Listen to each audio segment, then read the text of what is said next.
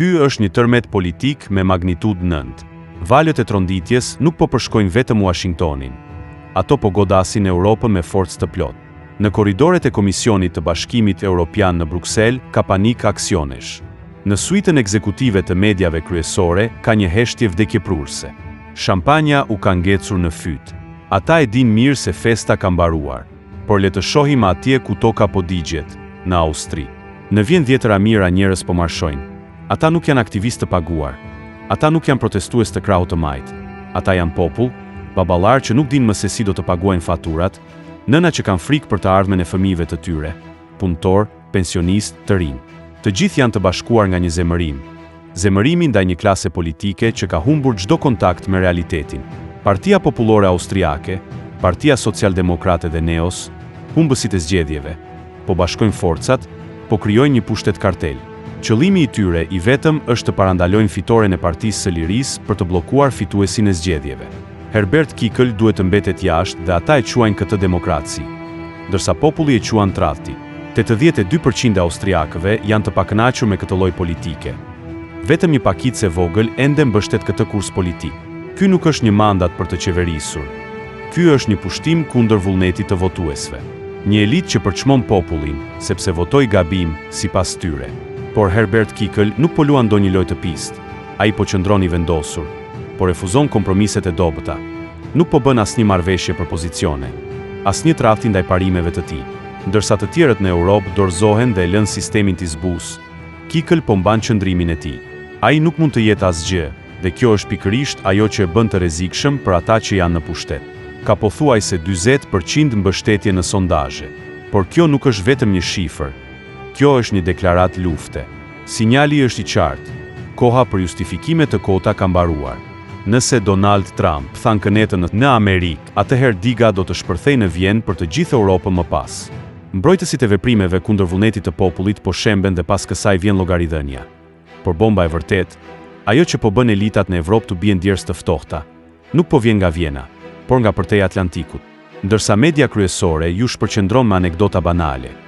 Diçka po zien në Washington që do ta trondisë Bashkimin Evropian në themel. Ka raportime, rrjedhje informacioni dhe thashetheme për një dokument strategjik nga rrethi i ngushtë i Donald Trump. Dhe nëse edhe gjysma e tij është i vërtet, atëherë themi, natën e mirë Bruksel. Ky plan nuk është një program i zakonshëm qeveritar. Është një deklaratë lufte ndaj moçalit globalist në Europë. Trump e kupton se çfarë po ndodh në Europë dhe nuk e sheh BE-n si partner.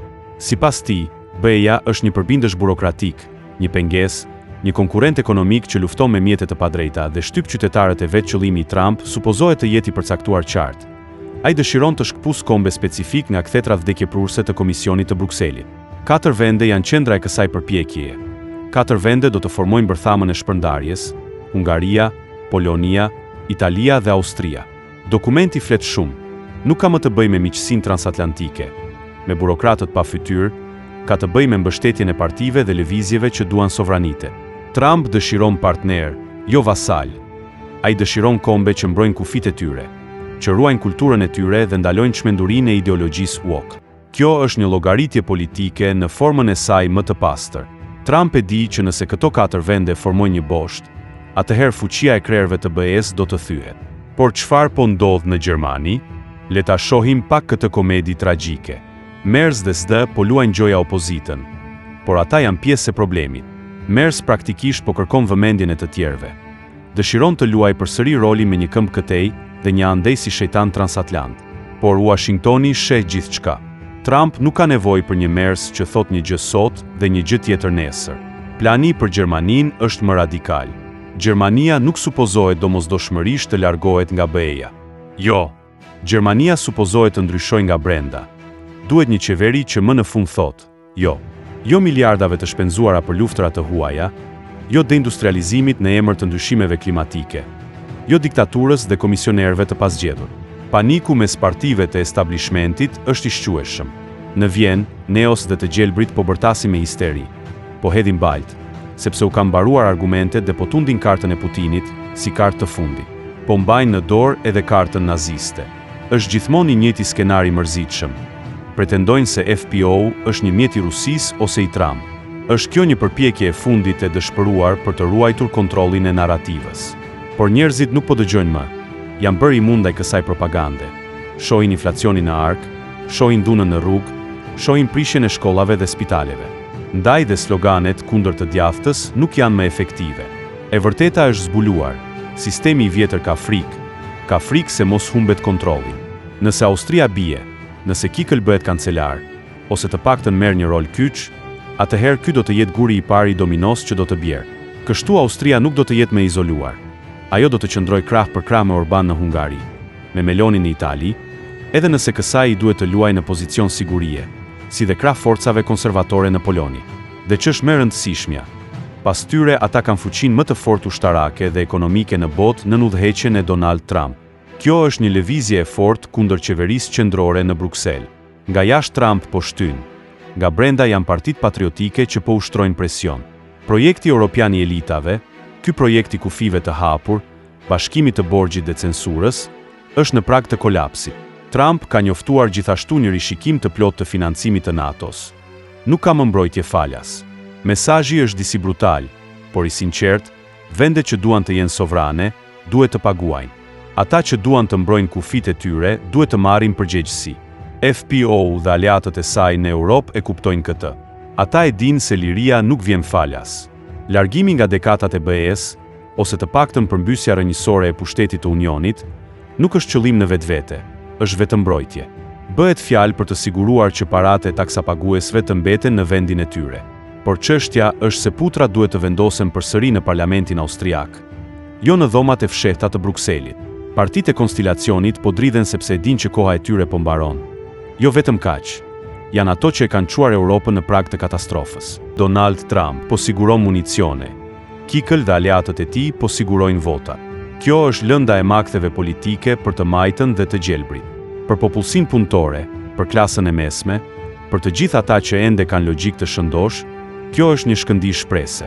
Batica ka ndryshuar dhe tani po shndërrohet në izoluese për ata në pushtet. Aktualisht po përjetojmë një moment historik. Kjo nuk është më politikë e zakonshme. Kjo është betejë e fundit për identitetin e Europës. A do të bëhemi një supershtet i administruar në mënyrë qendrore dhe pa shpirt? Apo do të bëhemi përsëri një Europë e shteteve të lira kombëtare? Përgjigja po jepet tani dhe nuk do t'i kënaqë as pak ata në zyrat editoriale të mediave kryesore dhe ata në pushtet. Ky është fillimi i fundit për Europën e vjetër. Nëse Austria bie, nëse Vjena çlirohet nga kapja mbytëse e BE-s, nuk do të ketë ndalesë. Roma do ta pasojë. Varshava do të largohet përgjithmonë. Ajo që do të mbetet nga Unioni është një projekt zombi, një kolos me këmbë balte, pa pushtet, pa legjitimitet, pa të ardhme. Alisa e AFD-s se profetizoi këtë, kur tha, epoka e kombeve sovrane është vonuar shumë. Eksperimenti i detyrimit të njerëzve kundër vullnetit të tyre, për t'u veshur me një xhaketë burokratike, ka dështuar. Trump, Kikel, përfaqësojnë një realitet të ri që nuk mund të kundërshtohet më. Planet janë në tryez, diga po fryhet. Jemi në një pikë kthese historike. Bota e vjetër po fundoset dhe një rend i ri po shfaqet para syve tanë. Kushdo që ende beson se gjithçka do të mbetet siç ishte, është jashtë realiteti. Pyetja nuk është më nëse do të ndodhë, por kur do të bjerë perdja përfundimisht. Mast Channel. Please subscribe.